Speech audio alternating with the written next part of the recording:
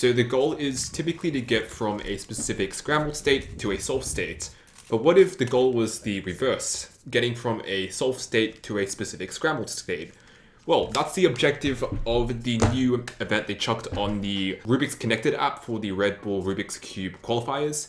And yeah, I thought I'd just give it a try because it seemed interesting. Plus, it's something that's sort of been on the back of my mind for quite a while. I thought it wouldn't be too bad because it's mostly like just a recognition kind of deal. But yeah, it proved to be a bit more challenging than I thought, I think. One way to go about it is to do it kind of like a standard sided solve, except that recognizing stuff is a bit harder. Using the most popular method, the CFOP method, the first step, which is the cross, is more or less the same. Solving the first two layers is more or less the same as well, but it's a bit hard to recognize stuff for obvious reasons. But when you get to this stage though, the typical idea is to get the whole top the same color, or the OLL stage, because usually you can recognize these stickers very easily when going from a scrambled state to a solved state, but when going the other way around, not so much. So I kind of imitated what the Rescramble World Champion currently does, which is Chris Mills. So it's essentially getting a cross on the top and then solving each of the corners. So I think he solves the front two separately first. So I'm just going to go about and do that. I mean, I accidentally solved the rest of the cube, but you meant to solve the back corners as well. And then the last step's meant to look something like that, and you just solve all of the edges in one go. So aside from recognition stuff and changing the last layer because of that, it's more or less the same thing, but not the same thing. Having said that though, if you've been on this channel for long enough, sided solving isn't my thing. Like, who needs eyes? I don't know if that's fast or not.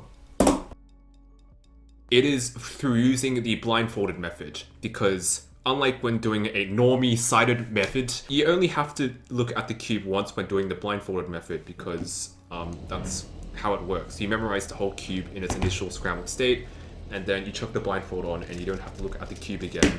So because you don't have to constantly realign what you recognize throughout the whole process, you could pretty much like memorize and execute at full speed. Nice throw!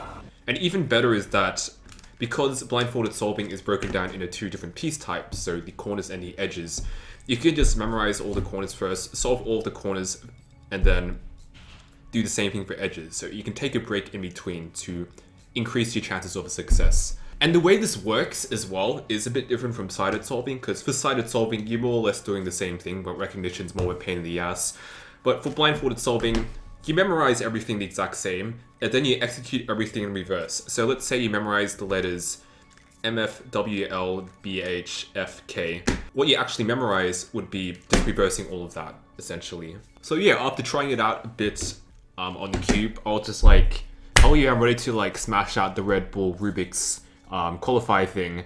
So I went on my, this is what I've been showing you the whole time. This is actually a smart cube, if you didn't already know, that you can connect to your phone and challenge noobs and demolish them. But it ended up being a bit harder than I expected though. There was one problem, and that was the fact that the cube that I was meant to match showed up on a 2D plane, which made things a bit hard to recognize. Plus, in blindfolded solving, you always memorize and execute, generally speaking, with the same centers facing the same direction. So for me, that's blue top, red front. The scramble shown was like white top, green front, so I was like, do I have to rotate the whole phone that way and try to connect the dots? And this is annoying. But the good thing is that I found some sort of workaround. So what you see in this B-roll footage is that I essentially make a dot pattern on the cube in order to assert my alpha male dominance and intimidate my opponents to surrendering to my absolute Chad nature. No, I'm just screwing with you. I'm just doing that just to maintain the position of the edges and corners that I'm trying to solve, but shift the centers around so it is white top, green front. 500 IQ play. And then the rest is more or less the same, but it's just annoying to recognize the pieces. Because of this, it's not like super bad, I guess.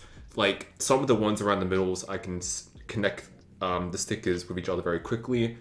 This piece at the back here there is annoying because there's one sticker there, and one sticker down there, I think. So I have to move my eyes around a bit more. But thankfully it got a bit better through a bit of practice over time. Ow, dab, do, budge. Ow, dab, dab. On the haters. Yeah, boy. But yeah, if you want to give this event a try, then You can just try it on like just like 2 cubes like this and scramble one and try to go from solved to scrambled as quickly as possible. Be sure to comment down your PB on that and how you went. And if you want to compete in the World Cup qualifiers and hopefully make it to the finals, then just get a Rubik's Connected and get the app and give it a try there as well. So overall, it might seem like, I don't know, a lot harder at first, but when you break things down, you can more or less reuse the sided method strategies, but with a few alterations. So it's just like wrapping your mind around different ways of going about it using the knowledge that you already know. But anyway, if you like this video, be sure to like, subscribe, and comment down below your favorite Japanese food, and otherwise, bye.